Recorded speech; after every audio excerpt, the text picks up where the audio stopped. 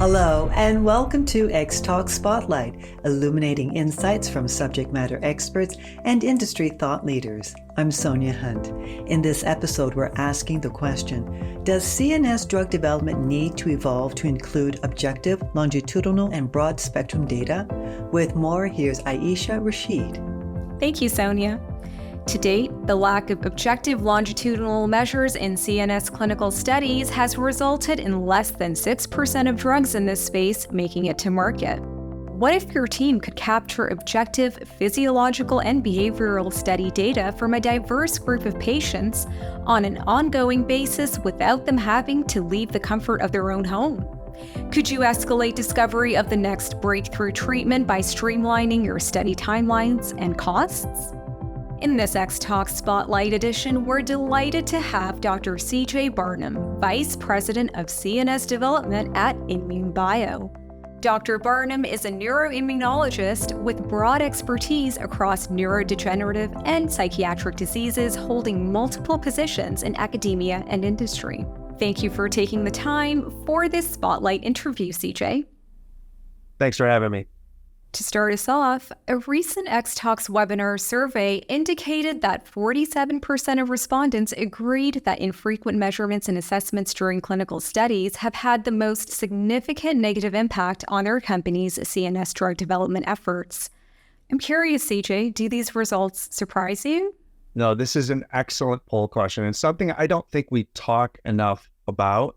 And we talk about endpoints, but we don't talk about why this is the thing that keeps someone like me up at night. And part of the reason for this is that the way we traditionally do assessment is we take a baseline and then we take an endpoint and we compare the two. Well, anybody who's ever known somebody with Alzheimer's knows there's good days and there's bad days. And if you catch a patient on a good or bad day at any of those different time points, it can totally mess up your study. So we need better tools. We all kind of know this. Until we do that, we're going to have a big problem with trying to reconcile the fact that, did our drug work? Did it not? How do these variances take place? We truly just need to be able to find ways to eliminate that.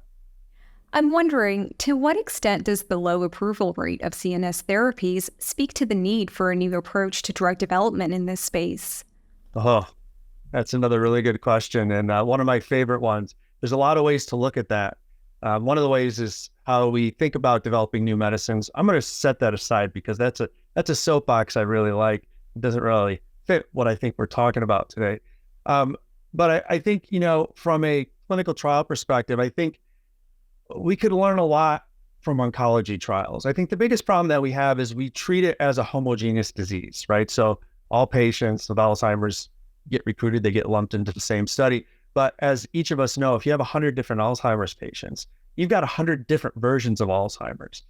And we haven't done a really good job at figuring out how to personalize that, if you will. I mean, that's a buzzword, personalized medicine, but we just don't do it. So you have these large trials that are basically taking all Alzheimer's patients that have the pathology. And I think that speaks to part of the reason we don't have success. Oncology changed quite dramatically when they started really slicing the pie, right? There's different types there's 3 or 4 treatments for breast cancer based on certain subtypes, and they're more effective. We need to do that. Now, admittedly, it's a little bit harder in the brain because you can't biopsy, right? So there's some technical challenges associated with that. But I think, some of the newer technologies that we have will really allow us to move forward in a way that allows us to subtype. And I think we just have to do it moving forward. That's the way we're going to have success. Now, in your experience, what are the specific challenges you've observed in CNS clinical research focused on neurodegeneration, specifically Alzheimer's versus neuropsychiatric disorders like treatment-resistant depression?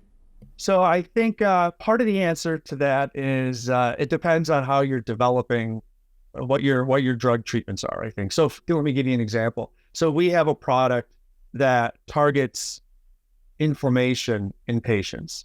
And if you look across all diseases, there are a subset of patients that have inflammation. So for us, we are really interested in trying to identify tools that allow us to work across the diseases as opposed to siloing them.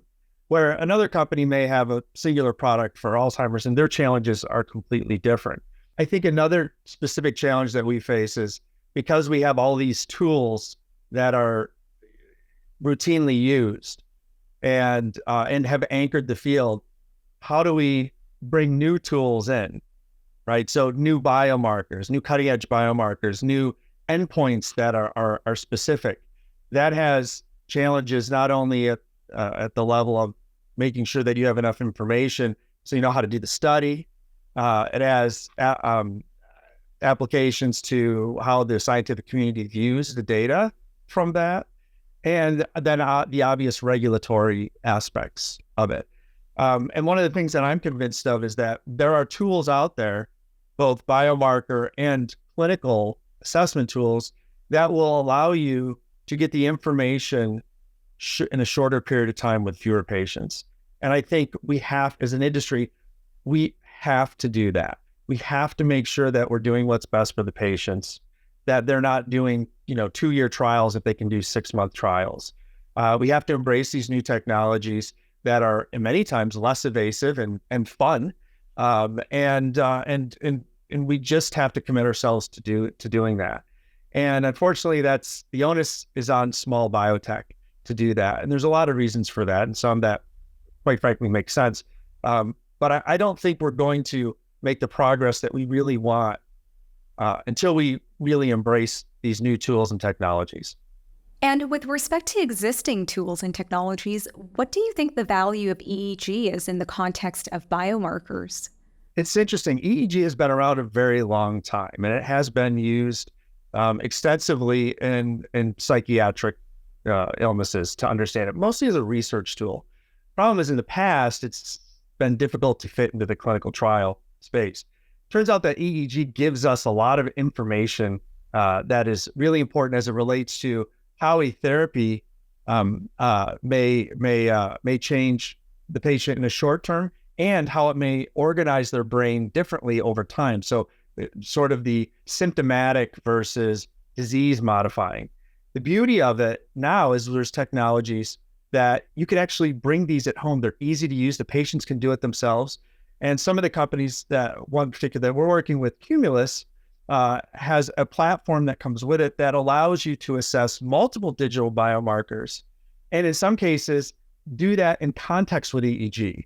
So to have that data available to us where we could do it, presumably every day for the duration of the study gives us enormous information and power to understand whether our therapy is working and or how it's changing the behavior of these patients. So EEG, I think, is an excellent biomarker, and with some of these new tools put together, really it's just going to help us move further much faster.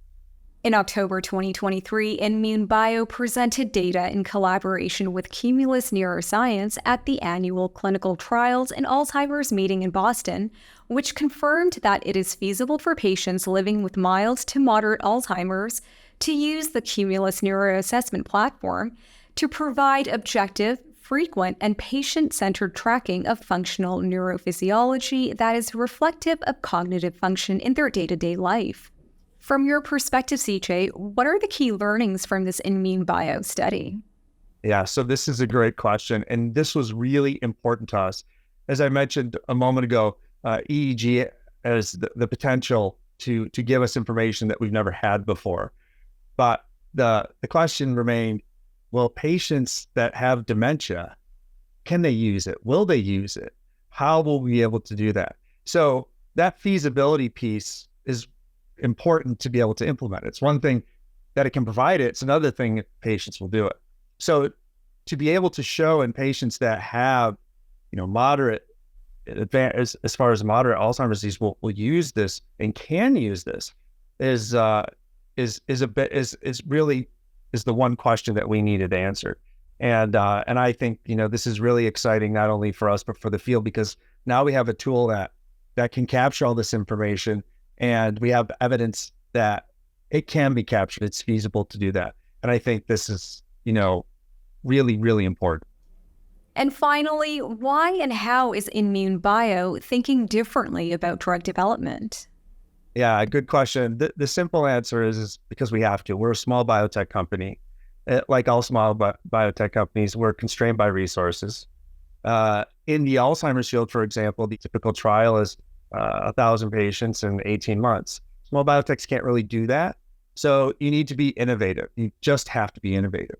But more so than that is we really do have a philosophy that's based in science. One is first that you should only do a trial where the mechanism of action is aligned with what you see in the patient. So in our case, if we target the immune system, there should be some evidence of that the patients should have evidence of inflammation. This is an enrichment strategy that just isn't used.